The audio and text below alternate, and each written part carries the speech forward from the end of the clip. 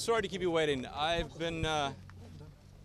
had a full day of meetings, very constructive meetings, and it's been about a year since I was here last. It's always wonderful to come back to Macedonia. I've been visiting your beautiful country since March of 1997, and I'm very happy to say that the country has come a long way, of course, since 1997. I'm also happy to say that the interests and policies of the United States towards this region, the Western Balkans, and towards Macedonia in particular, remain to strongly support the integration of the region of Macedonia in Europe, to support the legitimate wishes of the country, of its citizens, to have a more stable, democratic, and prosperous future. We believe very strongly that we share this goal with the citizens and also political leaders of the country, and we look forward to continue to work with the political parties, the government, the parliament, civil society to advance this goal. I think you all know that we are concerned, and we believe it's unfortunate that recently the progress of Macedonia towards the goal of a more prosperous future integrated in Europe has not been as positive and fast as it should be. Largely because of an ongoing political crisis that now has been continuing for over 2.5 years. In particular, it is unfortunate that the political leaders of Macedonia have been unable to form a government based on the elections that you had in December, elections that were observed and considered to be credible by the international community, and more importantly, elections that were accepted, the outcome of which was accepted by all political parties in Macedonia. And even more unfortunate and alarming, I would say, is the very unfortunate incident that took place in the parliament last Thursday, when members of parliament were violently, cowardly attacked for committing no greater offense than electing by a majority vote a new Speaker of Parliament. So we believe it is, of course, as you know, Ambassador Bailey and his team, United States, has strongly condemned these attacks, and we call upon the authorities of this country to fully investigate, to promptly investigate the attacks, and to hold those who are responsible accountable, and to bring them to justice. We believe it's very important for the political leaders of the country to find a way to end the political crisis, to end the impasse that they have had now for over 2.5 years. We feel that, and as we've stated before, it is very important for the leaders to find a way to allow the majority in Parliament, the coalition of members of Parliament that have a majority, to propose a government and a government program. We understand there are concerns about the composition of the government program, and like in all European democracies, we believe that whatever is proposed by the majority, it should be considered seriously in Parliament, it should be debated in Parliament, and it should be voted in Parliament.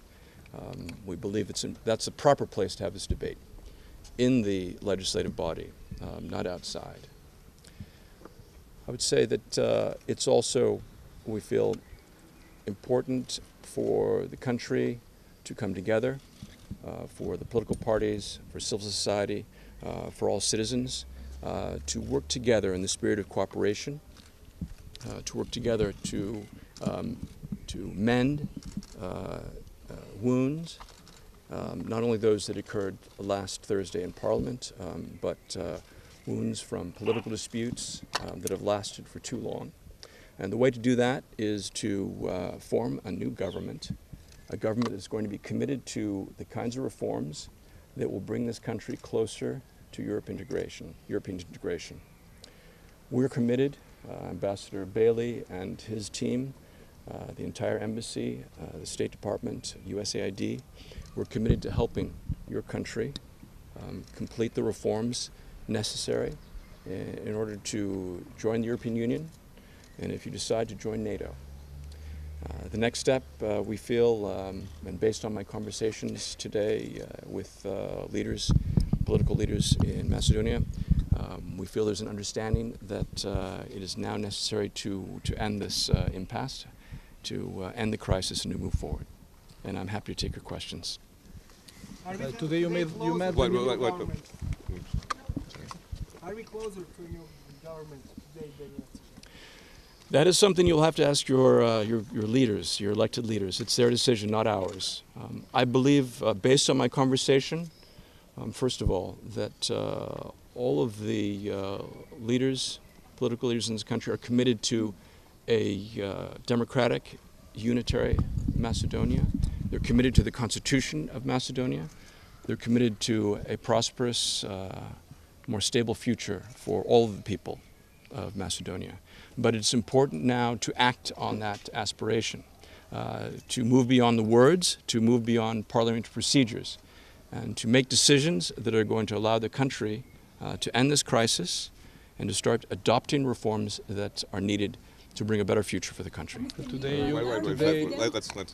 you met the new speaker. Does that mean that the United States has no doubts about recognizing him or the legal procedures? Look, what's important is what the political leadership of this country does in ending the crisis. That means, in our view, it's approving a new government, creating a new government and a new government program, so that it's able to pass laws and reforms, that it's able to pay salaries, to ensure that the business of this government is performed in a timely and responsible manner. Of course, you will have noted that the United States has stated publicly that it will work with the Speaker of Parliament, Mr. Safari. Also, the European Union has indicated the same, as has NATO and Berlin.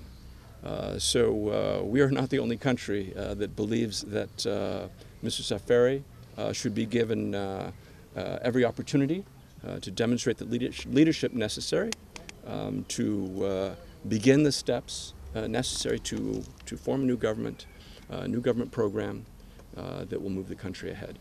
Who specifically authorized your visit here from the State Department, Mr. Yi? Excuse me, I called. I'll take your question next. Yes, but our president repeat again that the document from Tirana is the problem for forming a new government, and the process is blocked with the month. Because of the Tirana program. Yeah. So, as I mentioned earlier, we understand there is a difference of opinion among parties about what the priorities of the new government should be. And this is normal for any country that is facing a number of challenges, including how it can come closer to European Union and to NATO.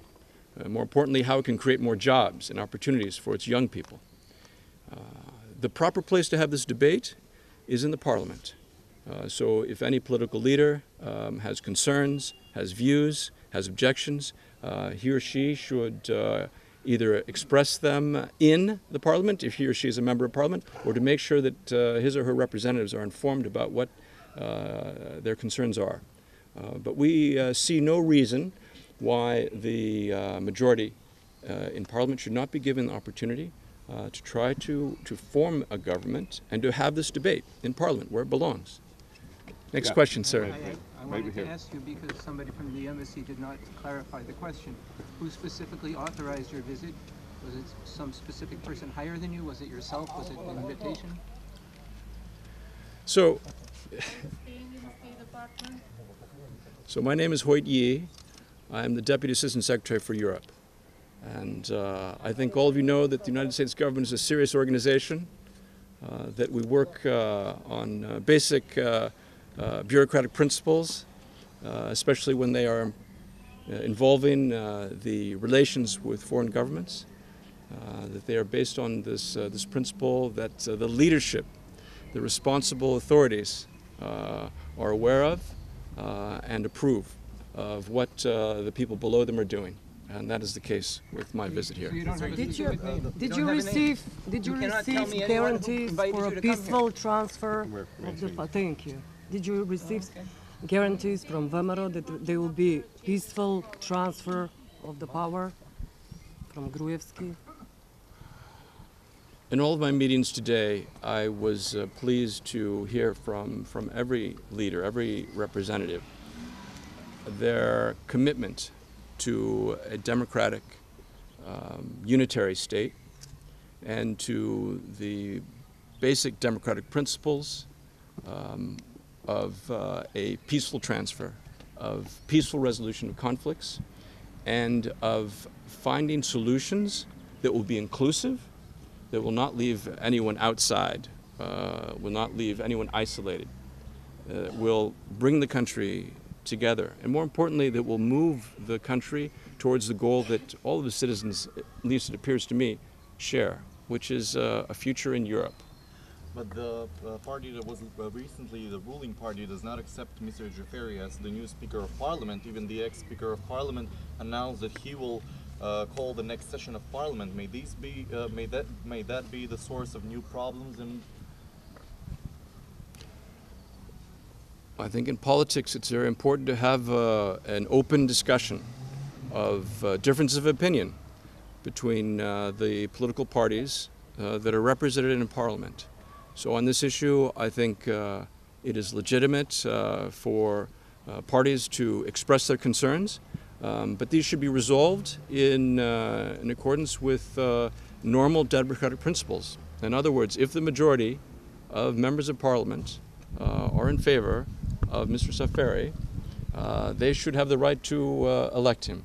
If there are concerns about Mr. Jafari's program or what he is doing as Speaker, I think parties have the right to raise these in Parliament, to have their concerns addressed. Mr. Yi, there are thoughts that the sanctions are an option from Washington and Brussels towards those politicians who are blocking the processes. Have you tackled these issues? Well, let me say that the United States and Macedonia are partners. We believe very much in the principle that partners have shared interests and shared values and a shared responsibility. And when partners are working together on common efforts, whether it's a peacekeeping mission, or it's a commercial venture, or it's the resolution of a conflict, it's important that partners can rely on each other to meet their commitments. And one of the principles that Secretary Tillerson has made very clear, that in our relations with our allies, our partners, or our adversaries, we intend to hold them accountable to what they say and what they do. And I don't want to go into more details about how we'll do that, but I think you know the United States takes seriously what it says and what it does and what it is willing to do to help its partners. By the meeting with Mr. Gruevski, one last one. by the meeting with Mr. Gruevski, did you see him as a responsibility to be a new leader of the opposition? You'll have to ask Mr. Gruevski what his intentions are. Again, what I found in my meetings today and yesterday was first an understanding from all the leaders of the seriousness of the situation, of the need to end the crisis and to move the country forward. What role each of the leaders will play in this resolution and in the new government will depend on negotiations and discussions between the parties. What we have explained, again, to the leaders is that the United States stands ready to help this country achieve its goal of a more prosperous, stable, and democratic state, and that those who wish to achieve their goals of being closer to the European Union, closer to NATO, they will find very willing partners in the United States. Thank you. Thank you. Thank you.